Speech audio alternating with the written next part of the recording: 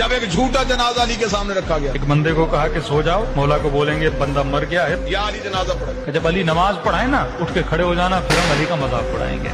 मुसलमान शरारतें नहीं छोड़ता। तो एक बंदा लेट गया, जनाजा पढ़ाने से पहले ही अली ने कहा कौन है इसका जनाजा लेके? या अली हमारा दोस्त था बेचारा, उसका इंतकाल हो गया है। इमाम ने कहा देखो किसी और से पढ़ा लो, अली से न पढ़ाओ। कहा नहीं या अली आप ही पढ़ाएं, नबी के सहाबी हैं, आपका दर्जा आपका मकाम। का देखो फिर कह रहा हूँ मुझसे न पढ़ाओ, क्योंकि मैं जब नियत करूंगा तो नियत यही करूंगा नमाज जनाजा पढ़ा रहा हूँ। बहरहाल इन्होंने इसरार किया, मौला अली आ गए। इमाम ने नियत की, नमाज जनाजा की और नमाज पढ़ाना शुरू कर दी। ये इस इंतजार में थे अभी उठेगा अभी उठेगा।